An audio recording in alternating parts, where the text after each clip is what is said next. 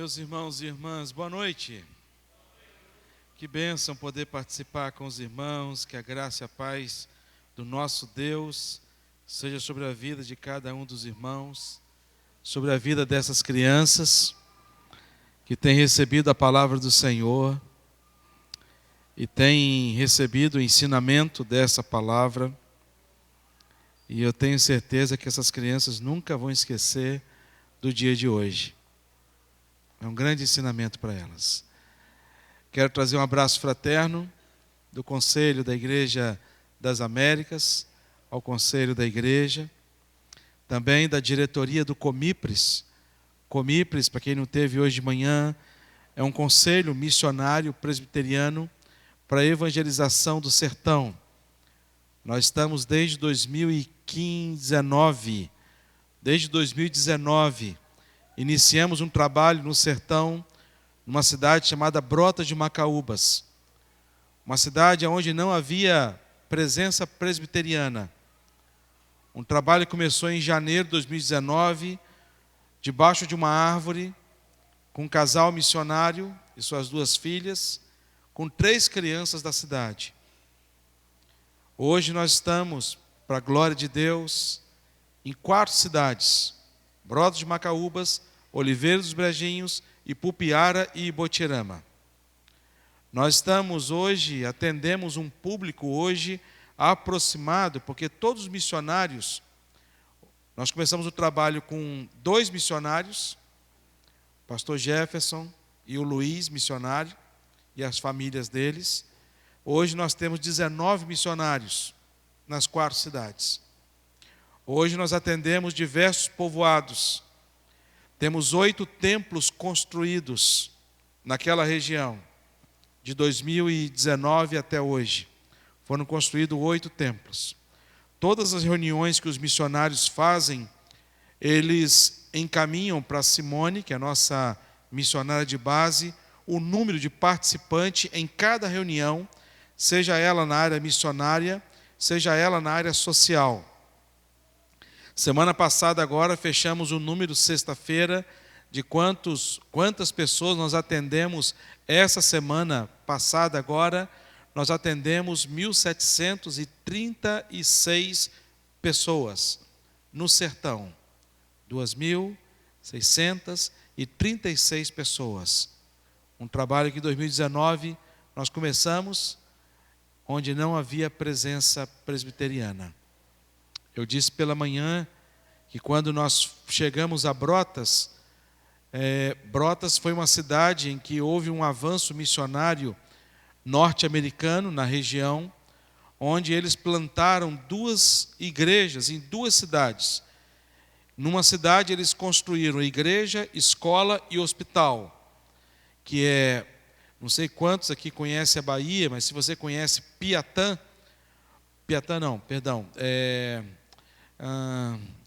Wagner é uma cidade e Lapão é uma outra cidade. Quando você vai em Lapão, você percebe que Lapão é uma cidade presbiteriana. A praça chama-se Praça Presbiteriana. A cidade é toda presbiterianizada, porque foi praticamente colonizada ali e evangelizada por um grupo de norte-americanos. E o grupo que foi para Wagner, antes de ir para Wagner, eles foram para Brotas de Macaúbas. E em Brotas eles foram expulsos à bala, como eu disse hoje pela manhã. E nós chegamos em Brotas em 2019, sem saber nada dessa história.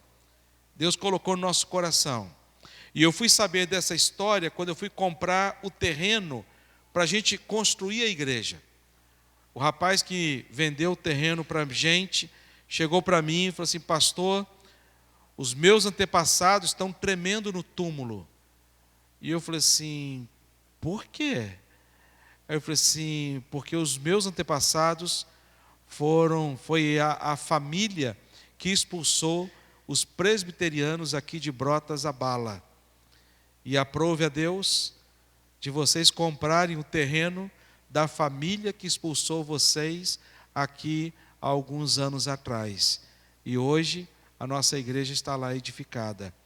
Temos um terreno lá de mais de 4.000 metros quadrados, onde nós temos edificado a nossa base. para a glória, para o louvor do nosso Deus. Quero convidá-lo a abrir sua Bíblia no texto de Atos dos Apóstolos, no capítulo 4. Atos dos Apóstolos, capítulo 4. Nós vamos ler do versículo 5 até o versículo 22. Atos dos Apóstolos, capítulo 4, versículos 5 a 22. Que diz assim a palavra do Senhor: No dia seguinte, reuniram-se em Jerusalém as autoridades, os anciãos e os escribas, com o sumo sacerdote Anás, Caifás, João, Alexandre e todos que eram da linhagem do sumo sacerdote. E pondo-os perante eles, os arguíram: Com que poder, ou em nome de quem fizeste isto? Então Pedro, cheio do Espírito Santo, lhes disse: Autoridades do povo e anciãos, visto que hoje somos interrogados a propósito do benefício feito a um homem enfermo e do modo por que foi curado, tomai conhecimento, vós, todo o povo de Israel, de que em nome de Jesus Cristo, o Nazareno, a quem vós crucificastes e a quem Deus ressuscitou dentre os mortos, sim, é em seu nome que está curado perante vós. Este Jesus é pedra rejeitada por vós, os construtores, o qual se tornou a pedra angular. E não há salvação, e nenhum outro, porque abaixo do céu não existe nenhum outro nome dado entre os homens, pelo qual importa que sejamos salvos. Ao ver a intrepidez de Pedro e João, sabendo que eram homens iletrados e incultos, admiraram-se e reconheceram que haviam eles estado com Jesus. Vendo com eles o homem que fora curado, nada tinham que dizer em contrário. E mandando-o sair do sinédrio, consultavam entre si, dizendo: Que faremos com estes homens? Pois na verdade é manifesto a todos os habitantes de Jerusalém que um sinal notório foi feito por eles e não podemos negar. Mas para que não haja maior divulgação entre o povo, ameacemo-los para não mais falarem neste nome a quem quer que seja. Chamando-os, ordenaram-lhes que absolutamente não falassem nem ensinassem em nome de Jesus. Mas Pedro e João lhes responderam: Julgai se é justo diante de Deus ouvir-vos antes a vós outros do que a Deus, pois nós não podemos deixar de falar das coisas que vimos e ouvimos. Depois, ameaçando-os mais ainda, os soltaram, não tendo achado como os castigar por causa do povo, porque todos glorificavam a Deus pelo que acontecera. Ora, tinha mais de 40 anos aquele em quem se operara essa cura milagrosa. Pai, o Senhor alimentou o teu povo no deserto com maná que caía do céu. Eles não precisavam guardar, Pai, porque no dia seguinte o Senhor ia prover, porque o Senhor é o Deus provedor. A tua palavra é alimento para a nossa alma. Que da mesma forma, Pai, esse maná espiritual seja derramado, Pai, alimentando cada um de nós, fortalecendo, admoestando, em nome de Jesus. Amém. Amém. Queridos, se nós buscarmos hoje na internet alguns congressos, encontros, cursos, focado na igreja, no crescimento da igreja, e trazendo modelos para a gente poder seguir, nós vamos encontrar diversos cursos, diversas fontes, diversos líderes. Mas quando a gente fala a respeito de um modelo de uma igreja para hoje, nós precisamos buscar este modelo na palavra de Deus. A palavra de Deus é para a gente essa única regra de fé e de prática. A palavra de Deus é para a gente esse manual a ser seguido. É um manual para a vida da igreja como um todo. E quando eu estudo a história da igreja de Atos dos Apóstolos, que é a igreja primitiva, eu percebo que aqui eu posso ter este grande modelo para a minha vida como igreja. Eu disse hoje pela manhã que eu ia falar a respeito justamente sobre esse tema, sobre igreja.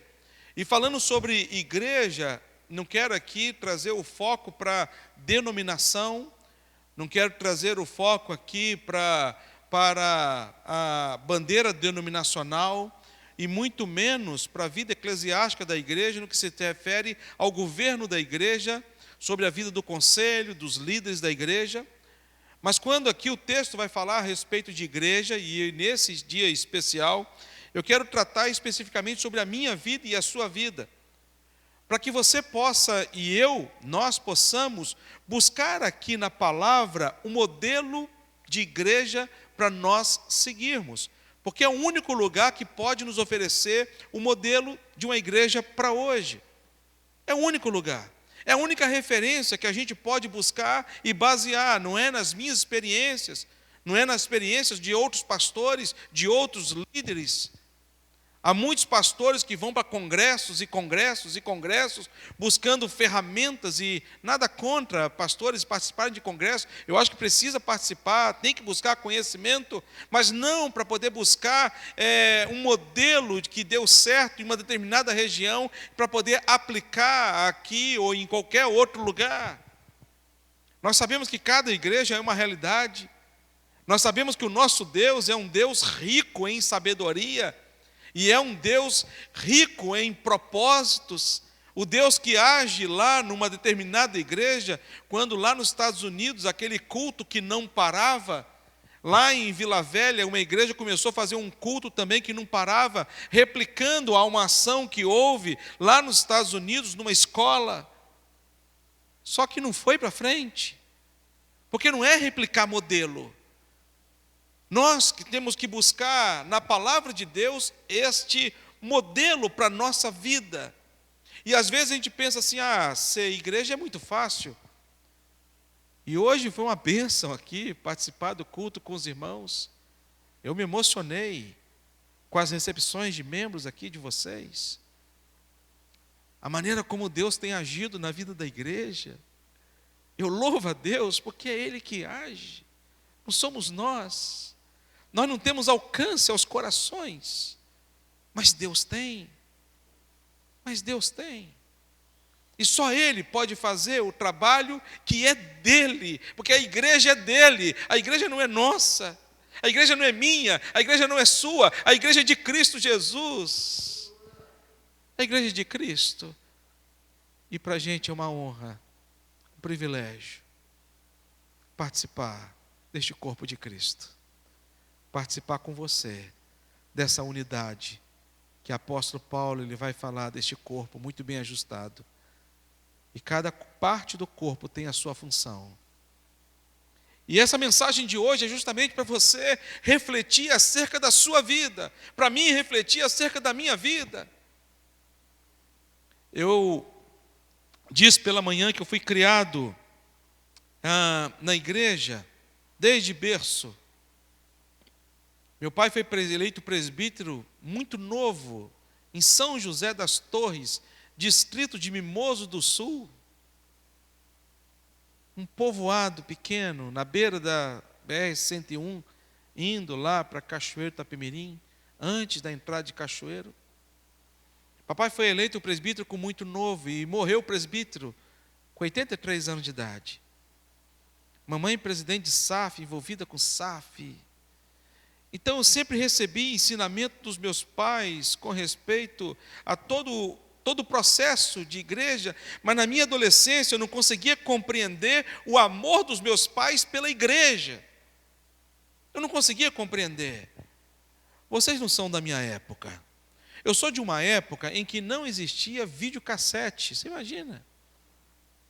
Eu sou de uma época em que tinha um programa de televisão chamado Os Trapalhões. Vocês não vão saber o que é isso. Procura no Google. Vocês vão ver o que é. E esse programa, Os Trapalhões, ele passava, sabe que horas? Domingo, no dia de domingo. Que horas? 19 horas, hora do culto. Para mim, era inconcebível meus pais deixarem de assistir Os Trapalhões para poder ir para a igreja. Eu, na minha pré-adolescência, isso é inconcebível. Até que Jesus fez morada no meu coração. Uma vez eu fui no acampamento de adolescentes, primeiro acampamento que eu participei de adolescentes, com 11 anos de idade. Aí eu cheguei em casa, falei com o papai, falei assim: pai, participei do culto que teve lá no congresso, quinta-feira, sexta-feira teve culto, sábado de manhã e de noite teve culto, domingo, hoje pela manhã teve culto. Olha, eu estou cultuado, pastor, pai. E eu falei assim: deixa eu ficar em casa hoje, porque eu já estou com, esse final de semana foi overdose de culto. E ele chegou para mim e falou assim: se arruma para ir para a igreja. Eu falei assim: pai, mas eu estou cansado. As noites, pai, no acampamento não é fácil. Adolescente, sabe como é que são as noites no acampamento. E eu estava muito cansado. E eu falei assim: não é nem pelos trapalhões, pai, eu estou muito cansado. Aí ele falou assim: não, você vai para a igreja, se arruma e vai para a igreja. E eu, no caminho, eu falei assim: eu vou dormir o culto inteiro. O pastor apresentou o pastor visitante, era um pastor já de idade, e eu falei assim: é aí que eu vou dormir mesmo. Mas o pastor, ele fez uma saudação. E ele começou a saudação, ele dizendo: boa noite às ovelhas. Aí todo mundo: boa noite. Aí eu falei assim: olha, as ovelhas. E ele falou assim: boa noite aos cabritos. Aí ficou aquele negócio assim, ninguém deu boa noite. Aí eu fiquei com aquilo na cabeça. Eu falei assim: gente, quem é cabrito e quem é ovelha aqui? E eu fiquei separando as ovelhas dos cabritos. Ah, aquele lá é cabrito. Eduardo, meu amigo, ainda... E eu fui separando. Não, o seu Jaciel é ovelha. Não, ele é ovelha, aquele lá é ovelha, aquele é cabrito. E o pastor pregando e eu selecionando. Até que cheguei em mim. Não tinha mais ninguém para selecionar. E a pergunta que eu me fiz é: e eu? Sou ovelha ou sou cabrito? E aquela pergunta me fez refletir, mesmo que com 11 anos de idade, a respeito do meu papel dentro da igreja. E a mensagem de hoje é justamente para você refletir acerca da sua vida. E eu quero trazer o modelo de uma igreja para hoje, não no modelo dado pela nossa sociedade pragmatista, não no modelo de uma sociedade neopentecostal, não no modelo de uma igreja tradicional, ou seja lá o que for, a forma que for, mas eu quero trazer o modelo de uma igreja bíblica, porque é a única igreja verdadeira que existe. É a igreja fundamentada na palavra de Deus. Por isso, queria só trazer um contexto aqui desse texto. Pedro e João, eles estão diante do Sinédrio. E por que eles estão diante do Sinédrio? O Sinédrio havia levado Jesus até a cruz. João, Alexandre e todos que eram, Anás, Caifás, João, Alexandre, e todos que eram da linhagem do sumo sacerdote, eles se reuniram. E por que eles se reuniram? Pedro e João estavam indo para o templo, e aí encontram um coxo, que segundo a palavra, há 42 anos que ele vivia. E esse coxo chegou para Pedro e João e falou assim: ô, me dá uma linha aí, por favor, estou precisando de um dinheiro. Pedro e João botaram a mão no bolso, a Bíblia não fala que botaram a mão no bolso, eu que estou dizendo, porque não tinha bolsa naquela época, mas eles chegaram e falaram assim: olha, eu não tenho ouro, eu não tenho prata, mas o que eles disseram? O que eu tenho, eu te dou. Levanta e anda. No mesmo instante, aquele coxo saltou e começou a andar. A notícia se espalhou. Chega às ouvidas das autoridades. Anás, Caifás, João, Alexandre. O Sinédrio então se reúne. Fala assim: mas espera aí, nós não matamos o grande líder, aquele que se denominava Filho de Deus? Aquele que se denominava o Messias? Nós não matamos ele? E como é que estão falando ainda neste nome? Possivelmente um do Sinédrio, um membro do Sinédrio, disse: olha, vamos chamá-lo em praça pública. Vamos chamá-lo diante do Sinédrio. Vamos chamar toda a população. E vamos também, de alguma forma, matá-los, para que sirva de exemplo para todas as pessoas não falarem no nome deste Messias, Jesus Cristo, a quem quer que seja. Foi então que chamaram Pedro e João. E é por isso esse texto. E esse texto aponta para a gente um modelo de cristão para hoje. Modelo de uma igreja, modelo para a minha vida, um modelo para a sua vida. E que modelo é este? E a primeira coisa que a gente aprende nesse texto é que uma igreja para hoje é uma igreja que vive diante de um poder inesgotável. Vamos repetir isso? Uma igreja para hoje é uma igreja que vive diante de um poder inesgotável. Você crê nisso? Nós somos presbiterianos. E como presbiterianos, nós cremos na soberania de Deus. Tem um cântico que eu não vou ameaçar cantar, porque eu cantando, meus irmãos, é um desespero. Mas tem um cântico que fala que nosso Deus é soberano. A palavra de Deus fala da soberania de Deus. É uma das bases teológicas da igreja presbiteriana do Brasil. Nosso Deus, ele é soberano. E aqui, quando as autoridades chegam para Pedro e João e perguntam para eles: em nome de quem vocês fizeram essa cura milagrosa? Era a oportunidade de Pedro montar a igreja dele. Era a oportunidade de Pedro dizer para as autoridades, para todos que lá estavam, e dizer o seguinte: olha, aquele coxo ele foi curado porque eu, Pedro e João, nós estendemos as mãos sobre ele. E através da nossa oração, ele foi curado. E talvez seria a oportunidade de Pedro de dizer para as pessoas: olha, inclusive, estamos montando uma igreja ali. Botar foto deles no letreiro, Pedro e João. Dizer uma frase de impacto: só venha que aqui você vai ser curado. E eles iam ser famosos. Mas ao invés disso, o que Pedro e João eles respondem? Em nome de quem vocês fizeram essa cura milagrosa? Pedro, ao invés de dizer, foi em meu nome, Pedro vai dizer o quê? Em nome de Jesus Cristo, o Nazareno, a quem vós crucificastes, mas a quem Deus ressuscitou dentre os mortos. Ele está vivo e Ele tem todo o poder no céu, na terra e debaixo da terra, porque Ele é poderoso. Quando a gente crê nesse poder inesgotável de Deus, a gente passa a crer que para Deus todas as coisas são possíveis.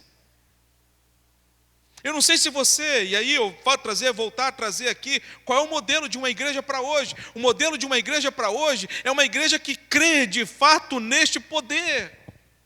No entanto, Jesus, ele disse lá em Atos capítulo 1, quando nós lemos hoje na escola dominical, quando Jesus ele vai falar no versículo 8 do Atos 1, mas recebereis poder ao descer sobre vós o Espírito Santo.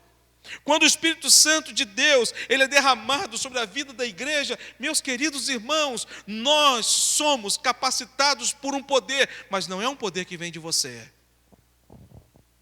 É um poder que vem de Deus, que está tão somente sobre a vida da igreja e mais ninguém. Mas para haver esse poder, é necessário que eu me esvazie por completo.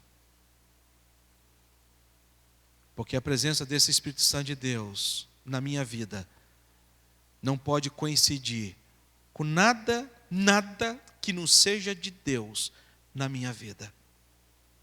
Nada.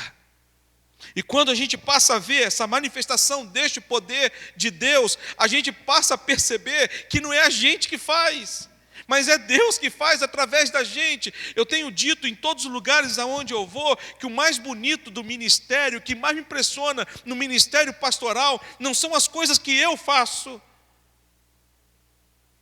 porque eu sou muito fraco, mas são as coisas que Deus faz através de mim. Eu sou fraco. Se eu tiver que pegar essa caixa aqui e transportar para um lugar, eu posso até conseguir carregar. Mas se eu tiver que carregar um púlpito como esse, eu já não carrego. Eu sou limitado, como você também é. Quando nós começamos o projeto missionário, eu não sei se eu contei essa história de manhã, se eu contei, os irmãos me perdoem, repeti-la. Quando começamos o trabalho missionário lá em Exu, Pernambuco, o pastor Kelvin chegou para mim, o pastor Jefferson chegou para mim, que na época ele era presbítero, não tinha sido ordenado ainda. Ele disse para mim, pastor, nós temos 25 pessoas para serem batizadas. Ele começou o trabalho em janeiro, quando foi em maio, ele chegou para mim e falou assim, temos 25 para serem batizados.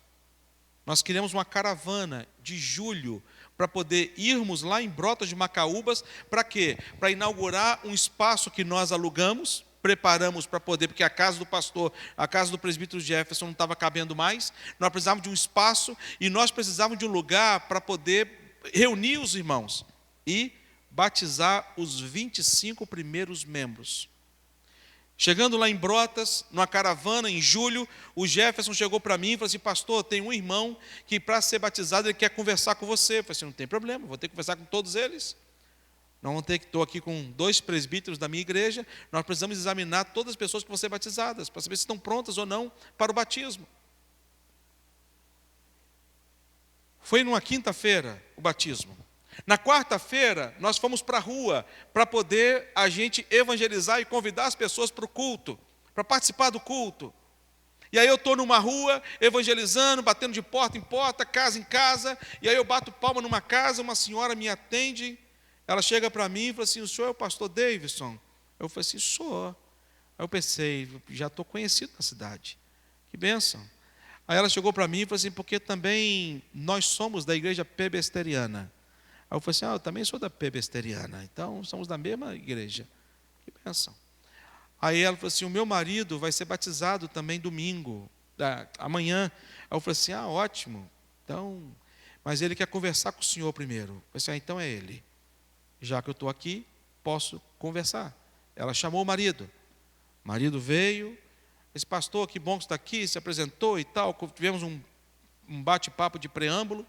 Ele falou assim, pastor, eu queria que o senhor fosse comigo aqui no meu vizinho, porque eu só vou ser batizado se eu conversar aqui com o meu vizinho. Aí eu pensei, vai evangelizar o vizinho, que bênção.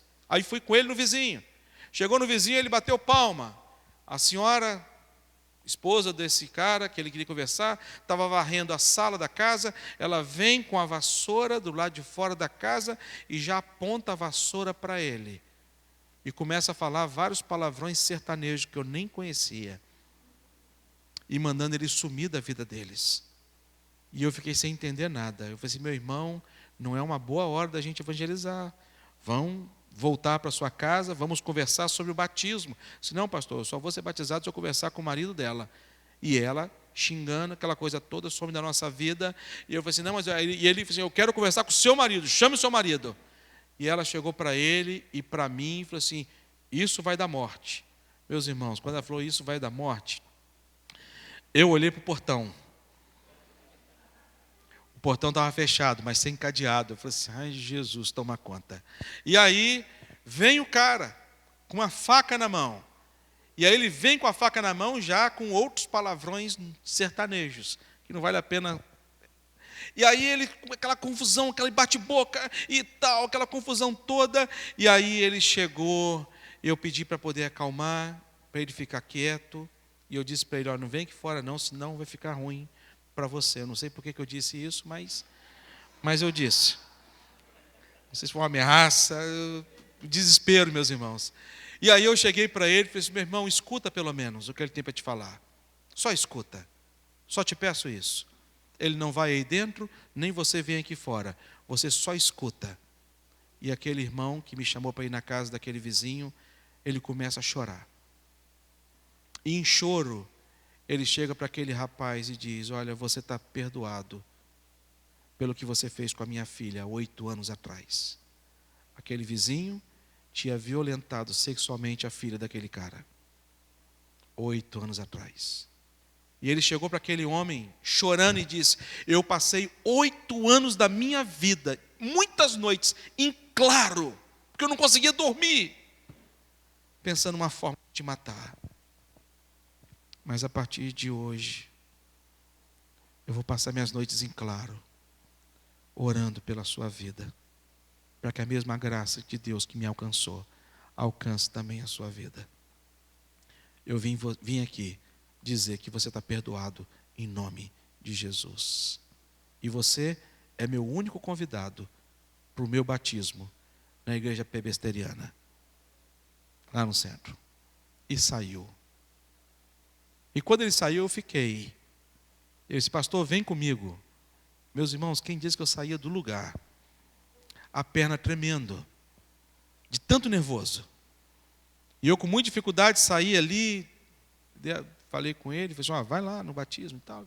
Fui para a casa dele, sentei no sofá, a esposa dele me perguntou: pastor, só quer uma água? Eu falei assim: com muito açúcar. Ela me trouxe uma água com açúcar. E eu tomei. E ele chegou para mim e me perguntou, falei assim: pastor, o pastor Jefferson disse que o senhor tinha algumas perguntas para me fazer, para saber se eu estou pronto para o batismo. E eu disse para ele: se você não está pronto, ninguém está. Testemunho seu. Tudo por quê? Porque o Deus a que nós servimos é um Deus que tem todo o poder no céu, na terra e debaixo da terra. Nós somos uma igreja e vivemos diante de um poder inesgotável. Nós somos igreja. Mas esse poder, ele vai ser manifesto quando e como? De que forma? Eu tenho dito que nós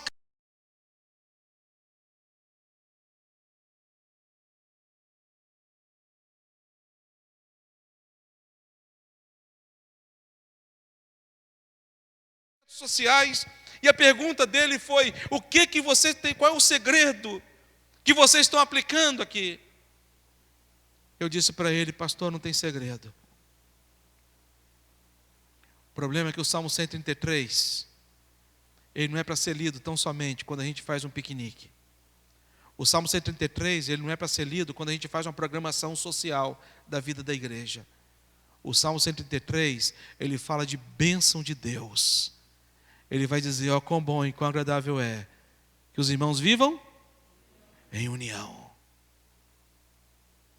Quando a igreja ela vive em união, Deus ordena o quê? O que o texto vai dizer? Deus ordena a bênção. O grande problema é que muitos pastores, muita liderança, elas querem caminhar sem a bênção de Deus. Muitas igrejas, elas querem caminhar sem a bênção de Deus. Por isso, muitas igrejas estão definhando, porque são igrejas que não vivem a unidade. Não é uma união, é uma unidade de igreja, unidade de corpo, porque nós somos um corpo muito bem ajustado. Eu não sei que parte do corpo eu sou, não importa. Não importa se eu sou a unha do dedo, do menor dedo que tem, mas eu tenho uma razão de existir. O poder não está em nós. E quando a gente crê no poder inesgotável de Deus, que se revela a nós, quais são os seus temores para essa semana agora? Quais são os seus temores? O que causa temor a você quanto ao dia do amanhã? É só você lembrar que você tem um Deus que tem um poder inesgotável. Irmãos, em segundo lugar, modelo de uma igreja para hoje não é uma igreja apenas que vive diante de um poder inesgotável, mas em segundo lugar, a gente percebe que uma igreja para hoje é uma igreja que vive diante de provas irrefutáveis. Diante de provas dessa ação do poder de Deus. Não era uma igreja 007, sabe? Não é uma igreja que vive apenas tão somente para ela, mas é uma igreja que dá provas irrefutáveis da presença e a manifestação deste poder de Deus. E aonde a gente vê nesse texto? Quando as autoridades chamam Pedro e João diante do sinédrio, eles reunidos ali, eles falam o seguinte: olha, que faremos com estes homens? Versículo 16. Pois na verdade é manifesto a todos os habitantes de Jerusalém que um sinal notório foi feito por eles. E nós não podemos negar. Um sinal notório foi feito por eles. E nós não podemos negar. A palavra de Deus vai dizer que há uma grande nuvem de testemunha que nos rodeia. Há várias pessoas que estão observando a gente, a começar dentro da nossa própria casa. Meu filho, eu tenho 3 filhos, tenho a Rafaela, tenho a Gabriela e tenho o Nuno. O Nuno, quando era muito novinho, eu estava no Rio e voltando de um casamento de madrugada, ele acordado no carro, só ele acordado, as outras minhas meninas, todo mundo apagadas. E aí eu cheguei em casa, ele chegou para mim e falou assim: pai, você fez uma coisa horrível. Eu falei assim: o que eu fiz? Não, vamos no quarto conversar em segredo. Eu fui no quarto, o que esse menino me viu fazendo, pelo amor de Deus? Aí ele chegou para mim e falou assim: você passou por vários sinais vermelhos e eu vi. E na escola eu aprendi que não pode passar pelos sinais vermelhos. Aí eu falei assim: meu filho, aqui no Rio de Janeiro, 2 horas da manhã, a gente não para em sinal, meu filho, por causa de assalto. Eu expliquei tudo para ele. E a verdade é que, a começar dentro das nossas casas, os nossos filhos estão de olho na gente. E a pergunta que a gente se faz é: quais são os sinais notórios que a igreja do Senhor Jesus, que eu e você temos realizado na sociedade em que a gente vive? Quando me converti, eu falei assim: meu Deus, agora eu descobri o amor dos meus pais por Jesus. Agora eu consegui compreender por que meus pais saem de casa e deixam de assistir os Trapalhões às 19 horas da noite. Eu consigo entender por que meus pais vão para a escola dominical e não assistem a corrida de Fórmula 1 com a Ayrton Senna. E aí eu cheguei para o meu pastor, reverendo Jader Gomes Coelho, lá em Cachoeiro, estudava na escola dele, e cheguei para o Rev Jader e falei para ele: Rev, quero começar um trabalho na escola. Eu pensei: qual o trabalho? O trabalho chamado Alunos de Cristo. E ele falou assim: mas como é que vai ser? Vai ser nas horas do recreio. Ele falou assim: Davidson, como é que vai ser? Expliquei tudo para ele. Ele falou assim: eu vou aumentar o recreio de 10 minutos para 15 minutos, para você ter um tempo maior.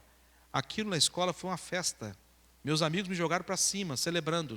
15 minutos de recreio. Procurei meus amigos da igreja para poder participar comigo dos alunos de Cristo. Os meus amigos da igreja que participavam, que estudavam nessa escola, estavam ainda naquela fase de ter vergonha. E um amigo meu chegou para mim e falou assim: Davis, quem vai querer ir para o auditório para poder ouvir você cantar? E você tem uma voz horrível, e tenho mesmo. Eu aprendi a tocar, fiquei 3 meses para poder aprender uma música no violão, Rev. Nos galhos secos. Mi menor, dó, ré. Uma caixa de som que eu falei assim: Deus, o Senhor abençoe essa caixa de som aqui para poder sair minha voz. As únicas pessoas que podiam me ajudar lá nos alunos de Cristo eram as meninas da Católica Carismáticas, 3 meninas. Eu vou encurtar a história. Dizer que nunca deu menos do que 80 pessoas no auditório do Ateneu Cachoeirense para poder participar dos alunos de Cristo. As pessoas deixavam o recreio para poder participar. Eu chegava para o meu saudoso pai. Papai faleceu há 1 ano e meio. Eu chegava para o papai e falei assim: pai, essa semana eu vou estudar lá nos alunos de Cristo sobre amor. Eu preciso que o senhor me ensine. Papai pegava a Bíblia à noite e a gente estudava textos sobre amor. E eu, segunda-feira, vou falar sobre isso, terça, quarta, quinta e sexta. Ele me ensinava. E aí eu ia para os alunos de Cristo. Uma vez nos alunos de Cristo, eu falando sobre perdão. Perdão. Aí uma aluna, uma colega que estava no meio do auditório, começou a chorar e ficou chorando o tempo todo. E eu dei a palavra sobre o perdão de Cristo sobre as nossas vidas. E sem entender nada, eu com 14 anos de idade. E aí, ela chorando, o sinal bateu, deu uns 15 minutos, o sinal bateu, as meninas católicas, carismáticas, assim, e aí, o que a gente faz? Eu disse, não, eu vou conversar com elas, vou conversar com um casal. Tinha um casal chorando. Eu disse, fala com a professora que eu já vou. Fui lá conversar com o casal. E eu cheguei para ela e perguntei, posso te ajudar em alguma coisa? E aí ela apontou para frente, Rev, e falou assim, eu estou vendo ele lá na frente, chorando, e o namorado de cabeça baixa. Aí eu falei assim, Davidson, eu estou vendo ele descendo a escada, e eu olhando de rabo de olho, não via nada. E eu pensei, Deus, o que ela está vendo que eu não estou vendo? E eu pensei que era alguma coisa assim do inimigo, né? Eu falei assim, gente, já está vendo o bicho ruim. E eu falei assim, a minha vontade era correr, chamar o revijado. Eu falei assim, espera um pouquinho que eu já vou chamar o pastor. E eu falei assim, não dá para sair daqui. E eu falei assim, sangue de Jesus tem poder, o sangue de Jesus tem poder. Eu falei assim, ele está do seu lado. Eu disse, não está. Está. Eu estou vendo. Eu disse, não está, estou falando que não está. Eu disse, eu estou vendo ele do seu lado. E eu olhava assim, eu disse, ai meu Deus, está do meu lado. Aí ela chegou para mim, descreveu a roupa que ela estava. E me perguntou, sabe por que você não consegue vê-lo? Aí eu falei assim, não. Assim, porque nós o matamos. Ela com 14 anos engravidou. Pai do namorado morava no Rio. A mãe em Cachoeiro. O pai soube, levou para o Rio de Janeiro, numa clínica de aborto. E ela abortou com 14 anos. E ela voltou para Cachoeiro. Foi entregue para os pais com aborto. Os pais nunca souberam. E ela ficava com aquilo no coração. Da Igreja Batista, os dois saíram da igreja por conta do peso do pecado, da acusação de Satanás. E ela me fez a seguinte pergunta, Deus perdoa? E eu disse para ela, Deus perdoa. E ajoelhei com eles. E foi uma das orações mais lindas que eu já ouvi até hoje. Oração de confissão, de perdão, de pecado. No outro dia, ela me procurou. Ela falou assim, Davidson, eu estou leve. E eu sei tocar teclado. E sei cantar. Sei cantar além de nos galhos secos. Eu falei assim, que benção. E começamos então a parceria com ela cantando e eu ministrando nos alunos de Cristo. Qual tem sido? Eu disse que aqui é um momento de reflexão. Qual o sinal notório? Qual o sinal notório que você, como igreja de Cristo Jesus, tem dado a essa sociedade onde você está? Qual o sinal notório que eu, como cristão, tenho dado na minha sociedade, onde eu estou? Uma sociedade que está dizendo para a gente que não existe uma verdade absoluta. Uma sociedade que está dizendo para a gente que existem outros modelos de vida a ser seguido. Que está vindo uma enxurrada, um peso muito forte sobre a vida dos nossos filhos. Qual o sinal notório? Pedro e João. Pois na verdade é manifesto a todos os habitantes de Jerusalém que um sinal notório foi feito por eles e não podemos negar. Em último lugar, e não menos importante, uma igreja para hoje é uma igreja que vive diante de uma paixão irresistível. Chamaram Pedro e João. Disseram, nós não temos como matá-lo, pois há um sinal notório que foi feito por eles. A população vai se revoltar contra a gente. Vamos então tão somente ameaçá-los, para que não falem neste nome a quem quer que seja. Chamaram Pedro e João e ameaçaram, para que eles não falassem em nome de Jesus, a quem quer que fosse. Mas Pedro e João lhe responderam o quê? Julgai se é justo diante de Deus ouvir-vos antes a vós outros do que a Deus. Pois nós não podemos deixar de falar das coisas que vimos e das coisas que nós ouvimos. Eles disseram: nós não vamos obedecer a você. Quem está dizendo isso? Um Pedro corajoso. Não um Pedro que, há um tempo atrás, quando perguntaram para ele: você estava com Jesus? Ele: não, em hipótese alguma. Você estava com Jesus? Ele: em hipótese alguma. Você estava com Jesus? Eu nem o conheço. E o galo cantou por 3 vezes. E o olhar dele cruza com Jesus. Pedro ali, ele abandona. Pedro ali, ele sai da igreja. Ele vai ser um desigrejado. Ele volta a pescar. Mas o que eu mais me admiro no Senhor Deus, tem muitas coisas, mas assim, é que Deus não tem plano B. Deus não tem plano B. Deus tinha um propósito na vida de Pedro, assim como Deus tem um propósito na sua vida. E Deus não abre mão do plano A que Ele tem. E este plano A chama-se você e eu. Não importa o nosso passado, não importa o que nós fizemos, Ele vai ao nosso encontro e Ele transforma a nossa vida e nos deixa prontos, porque nós não nascemos prontos. Ele nos deixa prontos para poder dizer: nós estamos dispostos a amar a Jesus acima da nossa própria vida. Meus irmãos, esse é o modelo de uma igreja para hoje. É o que me move, é o que eu creio, e é o que eu tenho vivido. Uma igreja para hoje não é uma igreja política, não é uma igreja que fica discutindo o que pode ou o que não pode, não é uma igreja que fica debatendo e brigando entre pessoas. É uma igreja que entende que o meu grande inimigo não são pessoas. Pedro, quando Jesus ele vai falar do plano dele de salvação, que haveria de passar pelo que o que Jesus passou, Pedro chega para Jesus e fala assim: ô, meu mestre, que é isso? Que está falando isso, rapaz? Que plano de derrota é esse? Ah, louco! Oh, se alguém vier prender o Senhor, vai ter que passar por cima de mim. E Jesus fala o que para Pedro? Arreda-te. Não fala arreda-te, Pedro. Eu, talvez, no lugar de Jesus, vai ser: Pedro, você está fora, reprovado, colégio apostólico. Meus irmãos, vamos fazer aqui um vestibular para uma outra pessoa, para o lugar de Pedro. Mas ele vai dizer o quê? Arreda-te, Satanás, e não Pedro.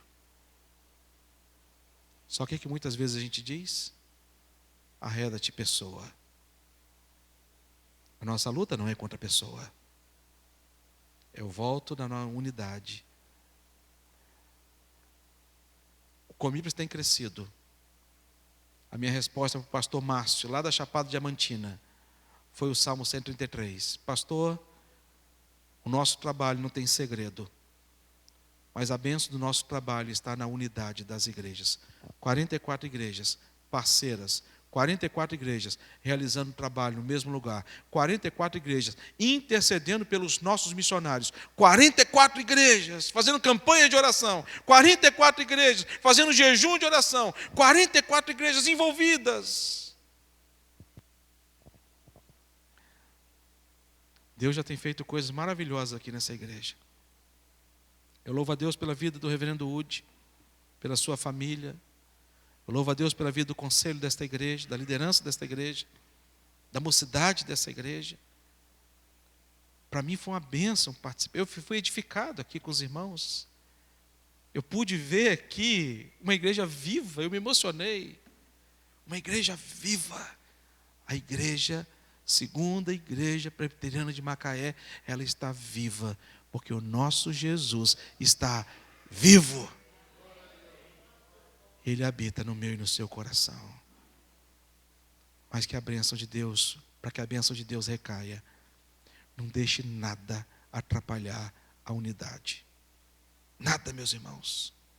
Se tem que pedir perdão a alguém, peça. Mas pastor, ele que me fez, peça perdão. conserte o passado e faça novo. Que seja uma caminhada linda. Vocês vão ver coisas da bênção de Deus sendo operada na vida dessa igreja que pastor nenhum teria condições de realizar. Por mais capacitado que ele fosse, por mais estudado que ele tivesse sido, jamais ele poderia realizar aquilo que Deus vai realizar na vida desta igreja, em nome de Jesus. Eu quero orar com vocês. A conferência é até que ele venha. Ele ainda não veio, mas está muito perto.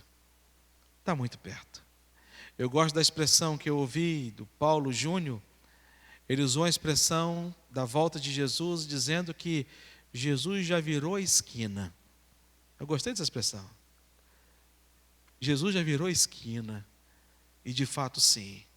É só a gente olhar o que está acontecendo no mundo à nossa volta. E cabe a gente como igreja evangelizar até que ele venha. Mas eu quero orar com você. Se de alguma forma essa palavra falou ao seu coração, se de alguma forma o Espírito Santo de Deus quer agir no seu coração para que você de fato tenha este modelo de igreja incorporado, encarnado na sua vida. Eu sou a igreja do Senhor Jesus Cristo. Por isso, eu vivo diante de um poder inesgotável. Eu preciso dar provas irrefutáveis.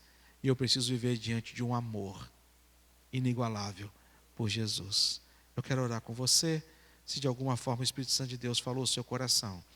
Seja através de um renovo espiritual, ou seja através de uma ação do Espírito Santo de Deus, para você começar uma nova história, uma nova vida, na presença deste Deus, sendo igreja e sendo usada por Deus, em nome de Jesus. Eu queria que você se colocasse de pé, se assim for da sua vontade. Eu quero ser essa igreja. Eu quero trabalhar em prol desta unidade. Eu quero ser um pacificador. Pacificador não é aquele que leva as conversas. Pacificador não é aquele que alimenta intrigas. Pacificador é aquele que dá paz.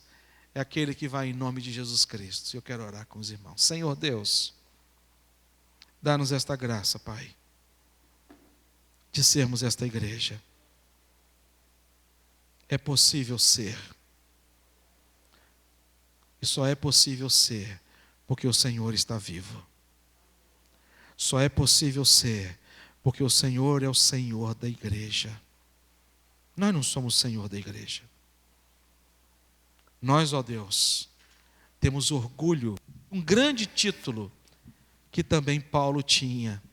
E Paulo nos ensina: servos do Deus Altíssimo. E para ser servos do Senhor, nós temos que dizer sim ao Senhor. E não às práticas do mundo. Para dizer sim ao Senhor, Deus, a gente tem que abandonar alguns pecados que a gente tem guardado no coração. Que essa noite seja a noite disso, Deus. Noite de quebrantamento, arrependimento. Não é noite de acusação. O acusador é Satanás. Ele é o acusador. O exame aqui ele é pessoal, Deus. Por isso, só o Senhor tem alcance onde ninguém tem, que é os corações. Porque o Senhor é aquele que sonda os corações. O Senhor tem acesso aos nossos corações. E só o Senhor tem. Pai, que privilégio, Deus meu, conhecer esses meus irmãos aqui em Macaé, de compartilhar com eles, ó Deus, a Tua palavra, e de ser abençoado por eles, ó Deus, como eu fui abençoado. Derrama graça, Pai, sobre a vida da família do seu Jaime. Hoje vivemos um dia intenso aqui, Pai. Derrama graça, Deus. Reverendo Ude, a sua família, o conselho desta igreja, junta diaconal, a liderança desta igreja, os pequenos grupos, Deus. Pai, incendeia, Senhor Deus. Derrama o Teu Santo Espírito, Pai, de poder, de graça, de misericórdia sobre a vida desta igreja, para que coisas grandes, não para a honra humana, mas para a glória e para o louvor do Teu nome. Que sejamos igreja, que creiamos de fato no poder inesgotável, que vivamos diante de provas irrefutáveis e um amor inigualável por Jesus, a ponto de não ter medo de perder a própria vida e não ter medo de negar a nossa fé. Uma sociedade que nos convida a cada dia a negarmos a nossa fé. Que a gente não deixe de falar de Cristo. Que a gente não deixe de falar das coisas que nós vimos e ouvimos, até que o Senhor volte. Em nome de Jesus. Amém.